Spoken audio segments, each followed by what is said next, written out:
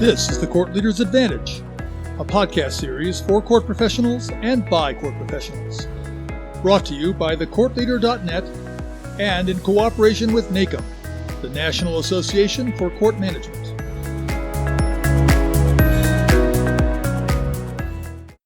Online dispute resolution has been with us using various different methods since the 1990s, although it really became widely accepted a little bit over 5 years ago.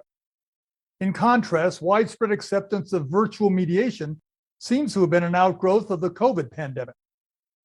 Today, many courts around the country use one form or another, or possibly both, to quickly and efficiently settle cases. What has been the court's experience using these two different platforms? I'm Pete Kiefer, and welcome to a Court Leader's Advantage podcast series. This month, we're looking at online dispute resolution and virtual mediation. Now, before we start our discussion, let's define our terms to avoid any confusion. For this episode, we're using the term online dispute resolution for online negotiations that do not occur in real time. Each litigant presents his or her argument in text for the opposing side to review and respond. Virtual mediation, on the other hand, occurs electronically in real time over a virtual meeting platform, for example, Zoom, WebEx, or Microsoft Teams. Some of the topics we'll explore today include: what has been the court's experience with these two formats? What has been the response from the folks actually using that format? What has been the biggest benefit and the one thing that needs to be changed? And finally, what advice do our panelists have for the rest of us? I'm joined today by Kathy Scott, the Small Claims and Civil Pro Se Mediation Program Coordinator for the Multnomah Circuit Court in Portland, Oregon. Joe Haas, a Domestic Relations Mediator for the St. Joseph Circuit Court in Centerville, Michigan.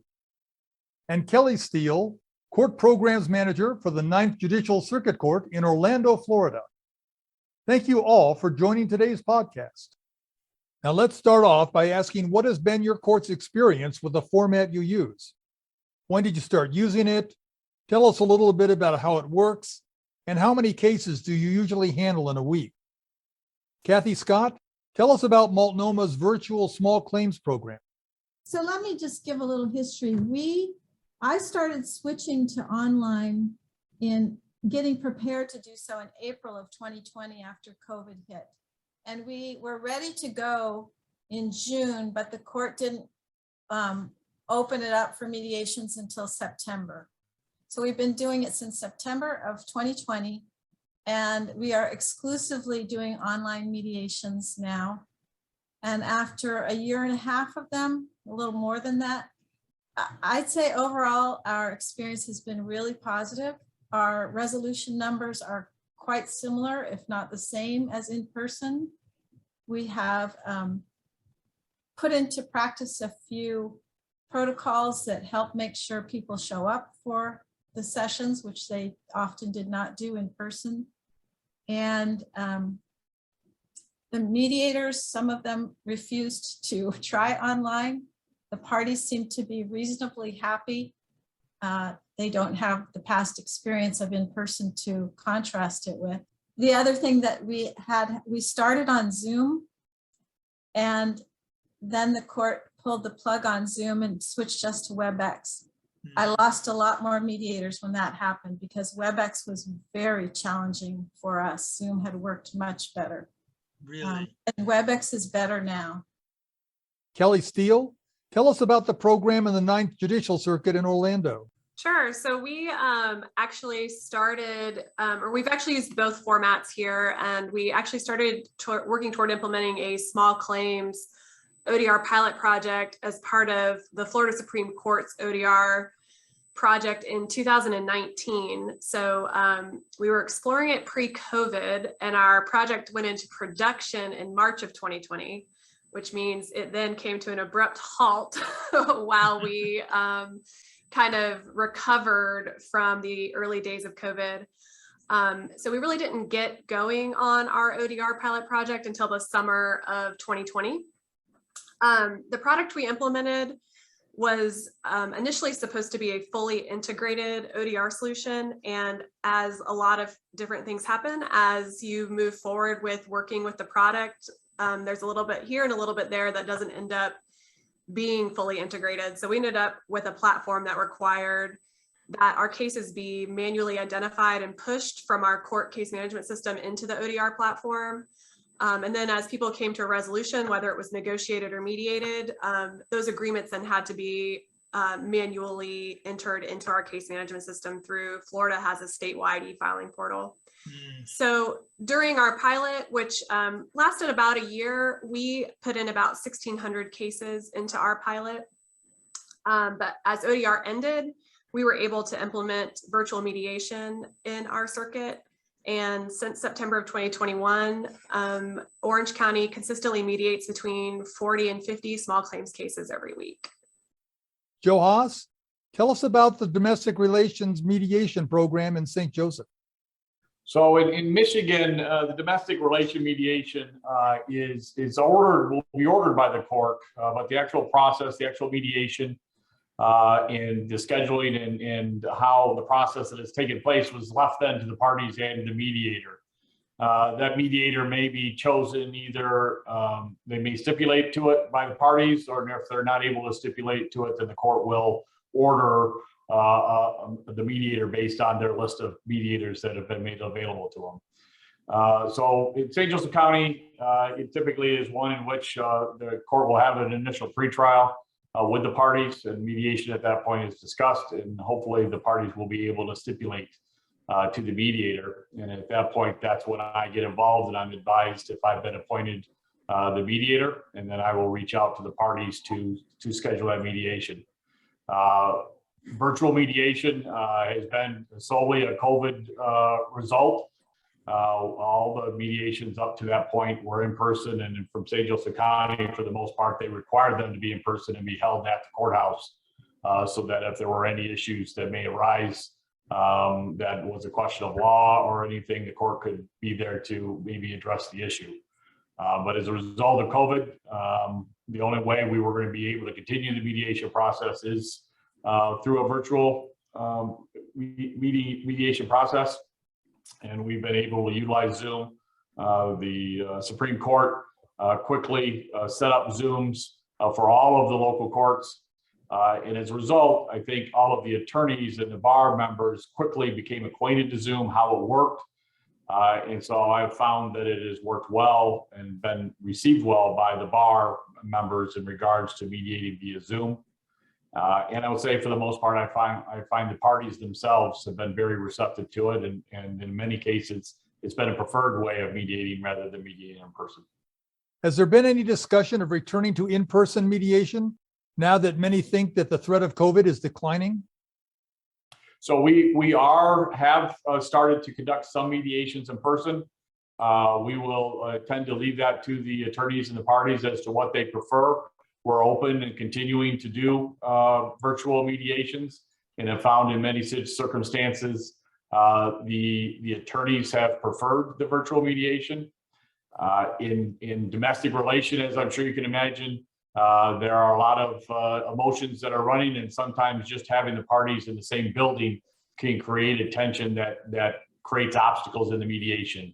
And through the virtual mediations, we can really create a circumstance where the parties don't really see each other until we've worked out hopefully a resolution, and then we agree and put it all on the record. And we found that has been beneficial in certain high tension divorces. And so we kind of leave it to the parties. The other aspect that's been beneficial, I think, for St. Joseph County in particular, is we have a number of attorneys who may be an hour to an hour and a half away from our court. And so they welcome the opportunity of being able to have virtual mediation rather than spending that time traveling back and forth.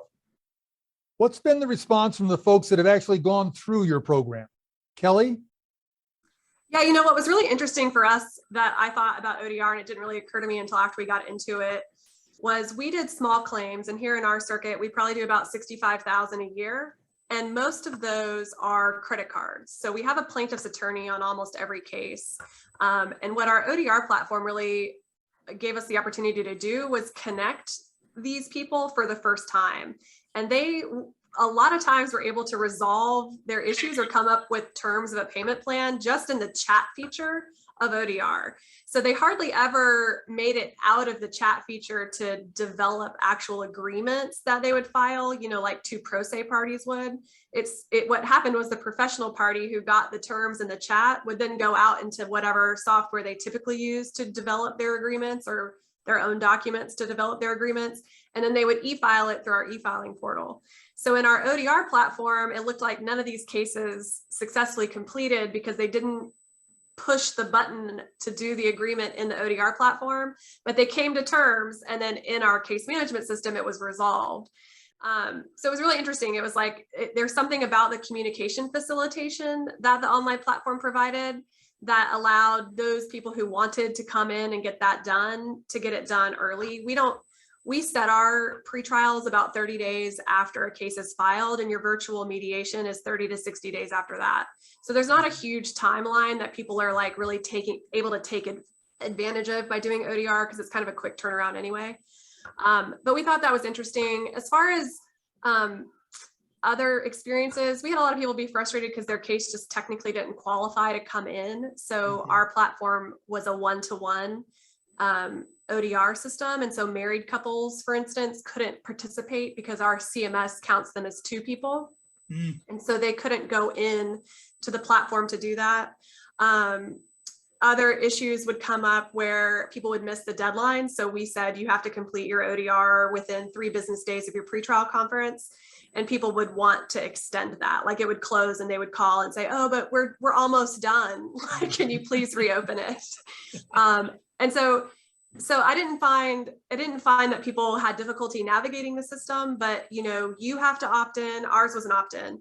Both parties have to opt in. Both parties have to have an email. You have to get through it and finish it basically within 4 weeks. And that, I think, was a little bit difficult for people to kind of get through. On virtual mediation, we let the mediator choose the platform. So we aren't exclusive to any one platform, but we do have the same issues that anybody has with sending links out. Please check your spam folder. I didn't get the link. My Wi-Fi is bad and my video is bad. We require video for our virtual mediation. So quality of internet service can be an issue. The other issue we have is, with the virtual mediation, it's not integrated with any sort of form software or signature software. So after you're all done with the virtual mediation, there's still, I might use DocuSign, somebody else may use some sort of PDF option, and there's like emailing it and hoping the parties sign it and send it back to you so you can file. So, when it was all in person, it was like pass the paper, it was kind of all one and done. But in our experience, only maybe 2% of our cases, run into one of those kind of technical issues. But that sort of, it's not as seamless as if everybody were in the room talking about the same document and dealing with it all in one place on site. So it would be nice if that was somehow integrated in the process. You could like pass paper through the virtual mediation for signature and pass it back, some mechanism that somebody will figure out eventually. But that's really been, those kind of technical issues that exist in any sort of virtual environment are the ones that continue to exist in virtual mediation on our side. Joe? Well, I'd say a lot of the things that Kelly just kind of went through are some of the same issues that we've had. I think the issue has been well received. The idea of virtual mediation has been well received. Every once in a while, we may have a party who is just insistent that they wanted to be in the same room as their attorney.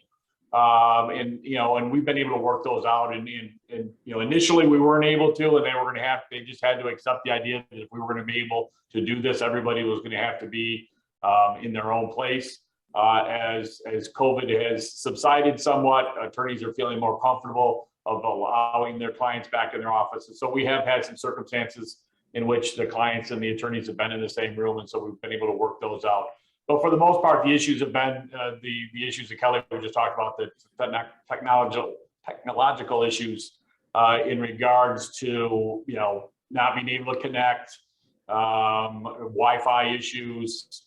We certainly have issues of people trying to do it in their car and those types of things that creates connection problems.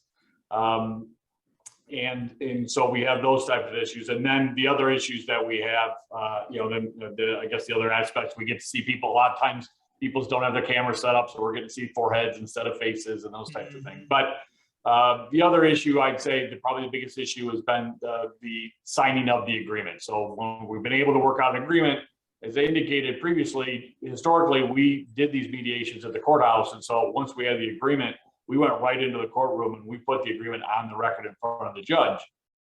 We obviously are not able to do that. And so we put an agreement in place and get it ready for the parties to sign. And so then running through that process in Zoom can be a challenge sometimes. But I will say I've been pleasantly surprised that it hasn't been as much of a challenge as I initially thought it would. People are grasping on quickly how these things work, and the idea of we typically will use Adobe Docs to have them signed, and people understand that how that process works, and they electronically sign it, and it goes off to the next party, and ultimately I get it, and then advise the court of the settlement. And we're a small county, and so there have been the times where we've contacted the court and said we've got an agreement. The parties would simply prefer to put this on the record in front of the judge right now. And if the court schedule allows, they open up their Zoom room and we just let them all go into the court Zoom hearing room and we put it on the record right then and there too. So we've really had great success with in cooperation from the courts and making sure that however we need to make it work, they allow it. Kathy? I will tell you the little bit I have, but I wanted to address the signature issue just because we initially figured out how to actually sign when parties were on Zoom. When we moved to web, because everybody was on video initially, the people that they were volunteers to mediate, they weren't being assigned to mediate. And then when it moved to WebEx, we had many more problems. So the court found a way to, at the end of the mediation, bring everybody together with a clerk and record it into the record, and the clerk signs on behalf of the parties. Oh. I'm really fascinated to hear that you only lost 2% by people waiting to sign. That's one of our concerns, is that we'd lose a ton of people who would never get back to it. But that's worked fairly well. And sometimes the timing doesn't quite work out, so we have to have the people call back the next day to sign. But it has, overall, we've been successful getting signatures that way.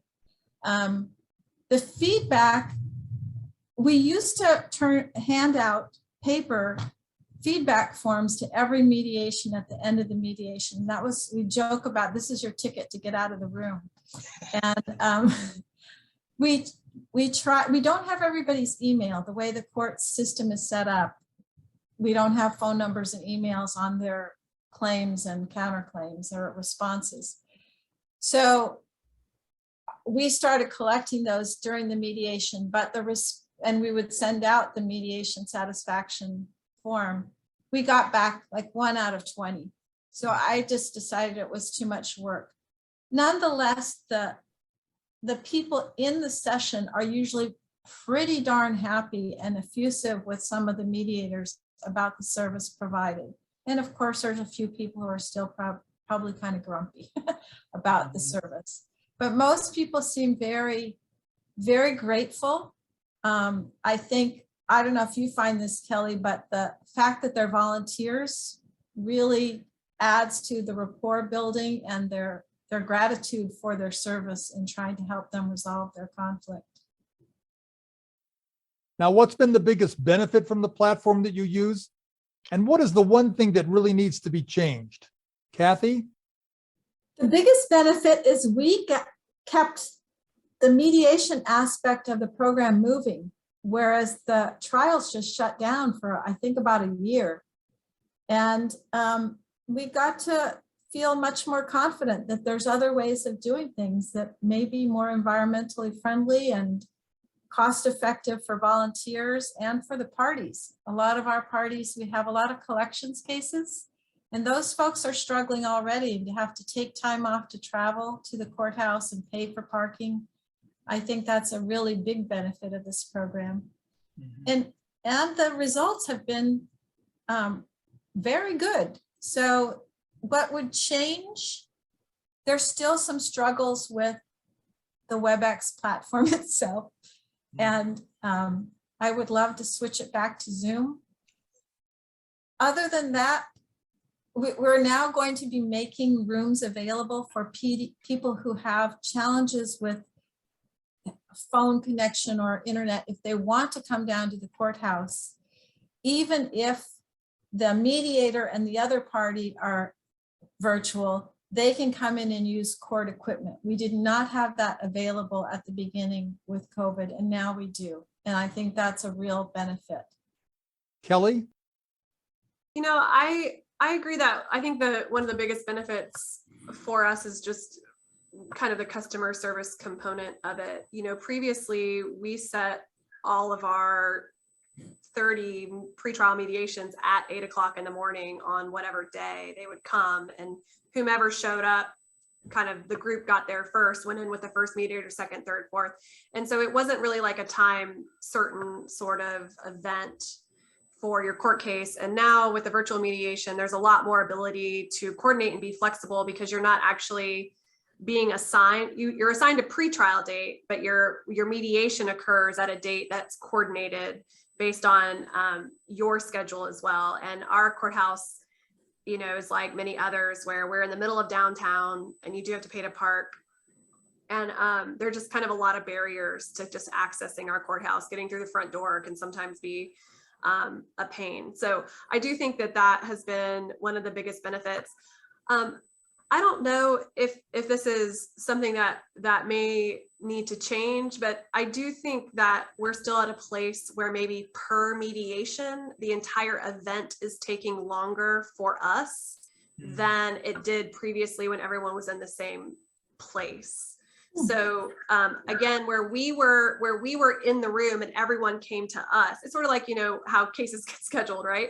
Where we're in the room and everyone comes to us and we can get through them all at one time, and everybody's passing the paper and doing it all so that it's efficient for the person sitting in the room.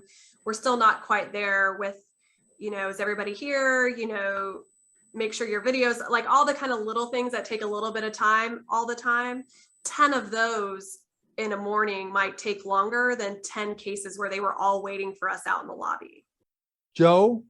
So I don't think there's any question for us, similar to Kathy Kelly, is that one of the benefits, the biggest benefit, in my opinion, is the ease in being able to get these scheduled and the flexibility that we can offer.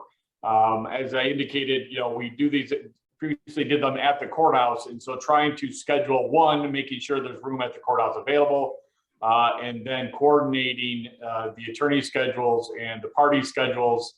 I'm a private practicing attorney, and so my schedule and court schedule played a factor in as well. And being able to do this virtually, where we can eliminate travel time, eliminate extensive court time, makes it easier for us to find a time sooner and quicker. And so instead of scheduling a mediation months down the road, we can now do it a couple weeks down the road if the parties necessary need it. Usually it's scheduled months down the road, because usually we're being advised early in the process as to when the mediation should take place. But there have been times where somebody has contacted us, we really need to have this mediated in a week. Can we do it? Before virtual mediation, the answer would have been almost assuredly no. But we have been able to make it work through virtual mediation.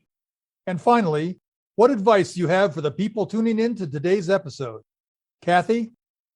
Try mediation. It's really, I really believe in it. It's part of why I recruit more volunteers, because I think that it's an incredible opportunity to experience a different kind of conversation that may really help you resolve at a deeper level. Kelly? You know, I think I'll give just kind of a perspective on the ODR side of it. You know, from our experience, that if somebody's looking at implementing something like ODR, I think it would be necessary to have an opt-out and a fully integrated platform in order for you as a court to see a the workload be neutral on your staff or somehow kind of a benefit to the number of cases that then make it down the line, either in front of physical mediators or actually in front of the judge. Everything just needs to be integrated. If you're a court that has moved toward e-filing and all of those great things, and you stick an ODR platform on it that's requiring things to be printed or downloaded and uploaded again, you've sort of taken a step back instead of taking a step forward by trying to offer online dispute resolution. I also think that the court, if they want to do ODR, needs to consider whether or not they're willing to pay for it. I'm not really sure that the user pay model is going to be a long-term viable for ODR. The parties still have to pay to file their case, and then to have them pay again to do online dispute resolution just doesn't seem feasible, particularly when virtual mediation is often an option, especially after COVID.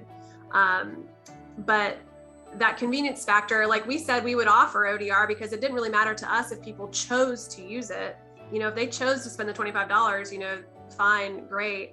Our issue was more about the integration component and the additional workload on our staff because it wasn't an integrated system. Like, we would have run ODR and virtual mediation as two options had it not been a workload increase for our team. Of course, the biggest convenience that we all talk about with virtual mediation and also with ODR has to do with this customer service component and people coming down here and kind of, justice on their terms sort of thing. But what was interesting about ODR is that almost nobody did it after business hours. Everybody still was at work doing their online dispute resolution, and hardly anybody had any interactions on the other end of business hours. But I do still think that it could be worthwhile if you can address some of those other components. Like I said, the biggest being make sure it's fully integrated and really consider whether your court's willing to pay for it as a service and not tacking it on as like a user fee sort of option for your court users if you want to see improvements in the volume of cases that your teams are having to process. Joe? So, again, for those viewing this podcast, my advice is to use it. Use mediation, encourage mediation, and if necessary, order mediation, especially in regards to domestic relation. Obviously I'm a firm believer of it. This is what I commit a large part of my practice to. But from domestic relation, to me, mediation is the answer. It is the way to resolve domestic relation matters. And I often tell the parties that you started your marriage by agreement, and you're going to end this marriage by agreement. And that's the way it should be done versus having a court to do it. And my other advice would be to try to have more early intervention with the mediation. Contrary to Kathy Kelly, it is user pay for domestic relation mediation. And one of the tools that I use is it is a cost saving in that, yes, you're having to pay for the mediation, but if we were able to resolve this today, you just saved yourselves a lot of legal fees in having to try the matter. And if we can get it involved even earlier in the process, they can save even more of those legal fees.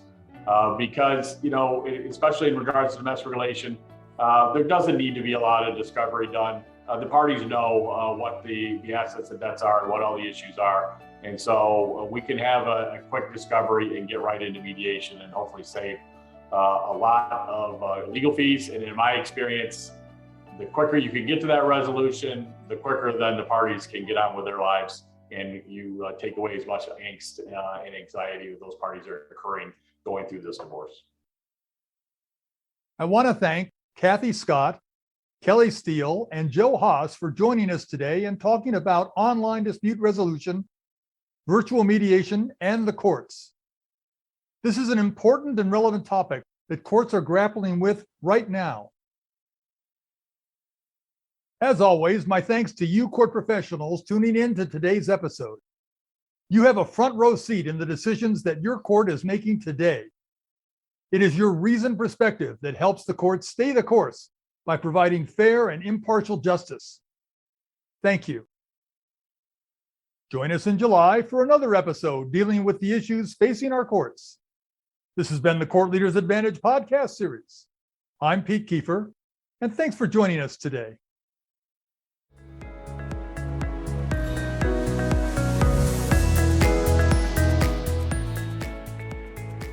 Thanks for joining us today. The Court Leader's Advantage is a regular podcast on courts and court administration. Today's episode will be available on our website, on YouTube, on Facebook, on iTunes, on LinkedIn, and on Twitter. Become part of the conversation. If you have questions, comments, or ideas for future episodes, email us. Our address is CLApodcast, that's all one word, @nacomnet.org. Did you hear an interesting comment by one of the panelists that you would like to listen to again, but you don't want to search through the entire episode to find it? The Additional Resources section of the webpage contains a question time marker sheet. Just find the discussion question on the sheet, and next to it is the time that question was asked. You can then quickly fast forward to that time in the episode and listen to the panelists' comments. Remember, if you don't have time to watch an episode, you can always listen to the audio version. Listen in your car or on the bus on your way to or from work. You never have to miss an episode. I'm Pete Kiefer, and on behalf of our guests, the Court Leader website, and the National Association for Court Management, thank you, and have a great day. The views, information, and opinions expressed during this episode are solely those of the host and the individual presenters. They do not necessarily represent the position of the National Association for Court Management.